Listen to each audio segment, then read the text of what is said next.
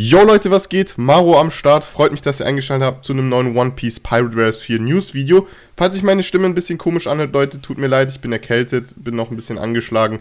Dementsprechend kamen in der letzten Zeit auch keine neuen Videos, konnte leider auch nichts vorproduzieren. Aber Freunde, es gibt neue News und zwar ist zurzeit oder war vor einigen Tagen die Thailand Game Show.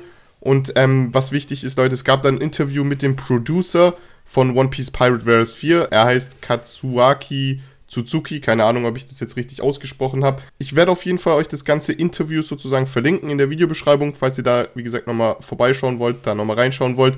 Ich werde aber in diesem Video jetzt einfach versuchen, die Fragen, also es gab insgesamt, glaube ich, 10 Interviewfragen, 9 bzw. 8 davon sind relevant. Die werde ich auf jeden Fall in dem Video jetzt hier nochmal übersetzen auf Deutsch und ein bisschen drauf eingehen, so was meine Meinung zu den ganzen Antworten sind, die man von ihm bekommt. Es kann gut sein, dass die Tage auf jeden Fall noch ein weiteres Video kommen wird, Freunde, da sich einiges an Infos oder News jetzt angestaut haben, worüber ich auch auf jeden Fall mit euch sprechen möchte. Und ja, ich will jetzt auch nicht zu viel Zeit verstreichen lassen, Leute, deshalb fangen wir direkt an mit der ersten Interviewfrage. In der ersten Frage geht es um die Story, beziehungsweise um den Story-Zeitpunkt, und da wurde gefragt, wo fängt die Story von One Piece Pirate Warriors 4 an?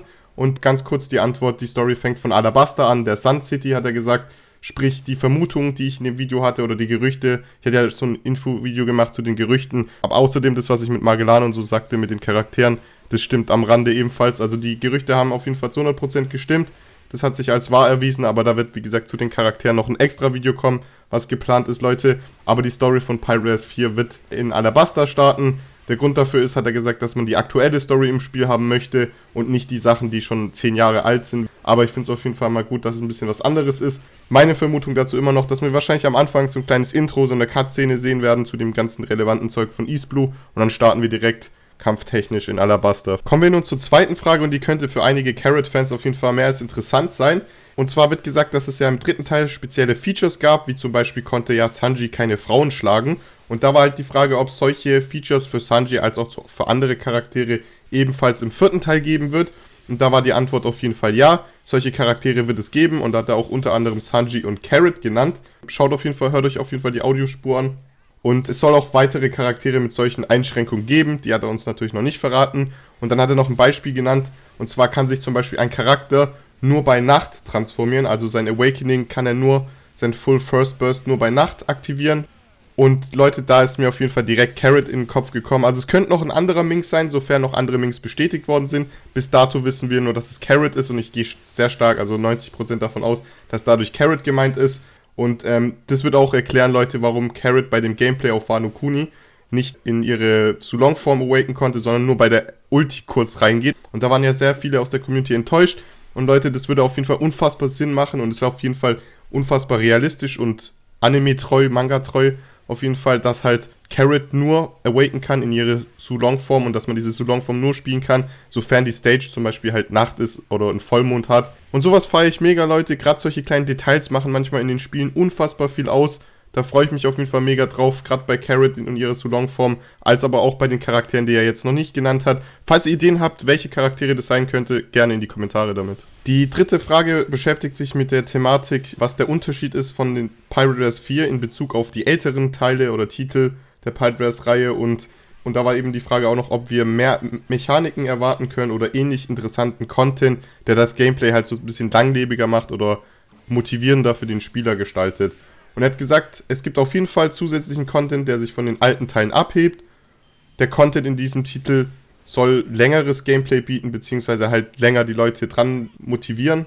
Und es gibt noch weitere Infos dazu, zu diesen Neuerungen oder neuen Mechaniken, aber die darf er im Moment noch nicht verraten, beziehungsweise müssen wir halt abwarten, bis halt einfach mehr dazu bekannt ist. Also ich dachte, wir hätten gameplay-technisch schon alle Neuerungen oder Änderungen gesehen, aber ich bin auf jeden Fall gespannt, was da noch dazu kommt. Viertens, Shiki und Zed sind Filmcharaktere, die ziemlich beliebt in der One Piece Community sind. Gibt es irgendwelche Pläne der Entwickler, solche Filmcharaktere einzubinden ins Spiel? Finde ich auf jeden Fall eine mega interessante Frage. Im Moment gibt es keine Pläne für die exklusiven Filmcharaktere, meinte er. Sie fokussieren sich eher auf Charaktere des Whole Cake Island Arc bzw. Wano Kuni Arcs. Aber wenn die Fans auf die Entwickler zukommen würden und sie dies bezüglich fragen, könnte sich das eventuell ändern.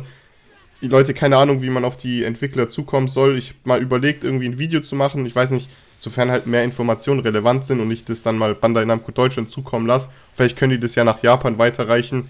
Aber hättet ihr Bock auf sowas, wo man da mal alle Wünsche und sowas reinschreiben könnte, was man an dem Spiel noch erwartet oder irgendwelche spielbare Charaktere, die halt noch fehlen. Aber das würde dann wahrscheinlich schon kurz vor Release oder nach Release kommen, sofern wir halt einfach viel mehr wissen, weil es kann ja noch einiges dazukommen, von dem wir noch nicht wissen. Aber die Filmcharaktere sind jetzt noch nicht geplant. Ich werde dazu aber eventuell mal in so einem DLC-Video genauer eingehen. Stichwort DLCs, wird es kostenpflichtige oder kostenlose DLCs geben, beziehungsweise Charaktere, welche nachträglich, also nach dem Release halt hinzugefügt werden.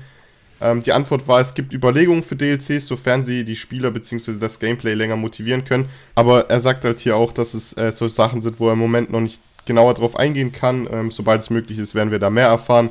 Also versucht er sich hier ein bisschen rauszureden. Ich glaube ganz klar, dass es auf jeden Fall DLCs geben wird. Aber wie gesagt, da werde ich versuchen, ein extra Video zu machen, was für DLCs sein könnte. Genau, kommen wir zur 6. Frage. Soweit wir momentan wissen, gehören Kaido und Big Mom zu den Giant Boss Gegner in One Piece Pirate Warriors 4. Und da war die Frage, ob es jetzt noch weitere Giant Boss Gegner Charaktere geben wird. Und die Antwort war ja. Zum einen X-Drake, den kennen wir ja auch schon von der Demo in seiner Dino-Form. Und es wird auch noch ein neuer Charakter genannt, und zwar Jack, Leute. Jack wurde hier das erste Mal genannt. Dementsprechend, er wird auf jeden Fall Teil des Spiels sein, was, denke ich, viele erwartet haben oder mit dem gerechnet haben. Aber Jack wird ebenfalls ein Boss-Charakter sein. Wahrscheinlich in seiner Mammut-Form, also in seiner Zoan-Form, als Riesenmammut, als Bossgegner. Zu dem Thema Bossgegner und Charaktere ist auch noch ein extra Video geplant, Leute. Weil das würde einfach den zeitlichen Rahmen sprengen, wenn ich da jetzt auch nochmal genau drauf eingehe. Aber das ist auch ein ziemlich heikles Thema in der Community. Ich kann schon mal vorweg sagen, ich finde es scheiße, dass man zwischen Boss-Charaktere und normalen Charakteren unterscheidet, weil ich mir schlussendlich vorstellen kann, dass beide am Ende genauso gleich spielbar sind oder man hardcore differenziert zwischen normalen spielbaren Charakteren und wirklich nur NPC-Boss-Charakteren. Ich kann mir aber auch gut vorstellen, dass es eventuell vielleicht auch so ein extra Spielmodi gibt, nur für so Giant-Boss-Charaktere. Sind aber alles bis jetzt nur Spekulationen, da würde ich wie gesagt dann im extra Video genauer drauf eingehen. Und ja, kommen wir zur nächsten Frage. Hier wurde gefragt, ob die Originalstory vom Anime-Manga in One Piece Pirate Warriors 4 beinhalten wird. Und das hätte ich auch beantworten können. Wusste man ja eigentlich schon. Aber wurde halt hier auf jeden Fall nochmal gefragt. Und hier wurde halt auch noch dann geantwortet, dass Wano Kuni auch ein Teil der Originalstory ist. Und da wissen wir auf jeden Fall Bescheid, dass Wano Kuni ja nicht alles beinhalten wird, sondern nur Teile der echten Story. Und der Rest wird dann irgendwas Erfundenes sein, beziehungsweise eine andere fiktive Story. Und da sagt er halt, dass es auf jeden Fall auch interessant ist und wir gespannt bleiben können. Die nächste Frage ist so eine Frage, die sich schon seit Jahren in der One Piece Gaming Community gestellt worden ist. Und zwar war hier die Frage, ob man einen eigenen, einzigartigen Charakter in One Piece Pirate Warriors 4 erstellen kann. Da war die Antwort, dass sie sich darauf konzentrieren, jeden einzelnen Charakter einzigartig zu machen und dass eigene Charakter-Creation, also eigene Charaktererstellung noch nicht geplant ist. Es sei denn, es wird angefragt und jetzt ist halt meine Frage, von wem soll das angefragt werden? Von der Community oder von den Entwicklern oder beziehungsweise von den Publishern? Da wäre jetzt hier die Frage, was er genau damit gemeint hat.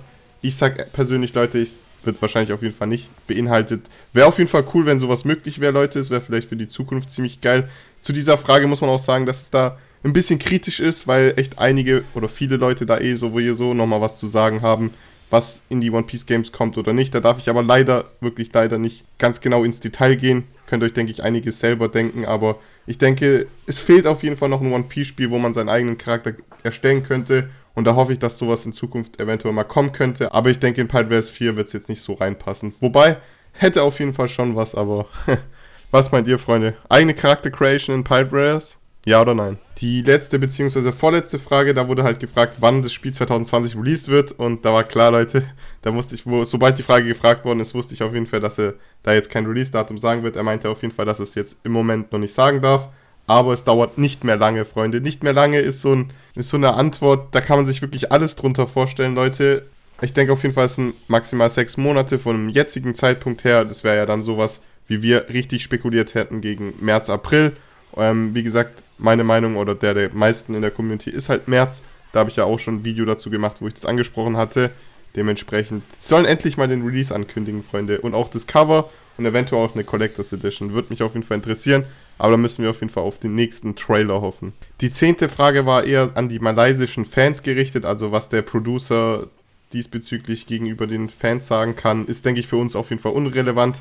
Aber wie gesagt, Freunde, schaut euch gerne nochmal das komplette Interview an. Das geht 4 Minuten, das habe ich euch in der Videobeschreibung verlinkt. Auf jeden Fall eine coole Sache, auch mit englischem Untertitel. Solltet ihr, denke ich, verstehen können. Und ansonsten waren das alle 10 Fragen von dem Interview, Leute. Was man unterm Strich sagen kann, das Wichtigste auf jeden Fall, finde ich, dass Carrot zu Longform auf jeden Fall spielbar sein wird, sobald man eine Stage bei Nacht zocken kann. Und dass Jack als Bosscharakter bestätigt worden ist. Ich hoffe, wie gesagt, Thema Bosscharaktere werden auch normale spielbare Charaktere. Aber da wird es auf jeden Fall extra Videos dazu geben. Ansonsten, Freunde, zu den Übersetzungen, das Ganze habe ich selber auf Deutsch übersetzt. Dementsprechend, falls das eine oder andere vielleicht falsch übersetzt worden ist von mir oder falsch interpretiert worden ist von mir, könnt ihr mich gerne in den Kommentaren korrigieren. So viel dazu. Ansonsten haut rein. Bis zum nächsten Mal. Euer Mautoxi. Ciao.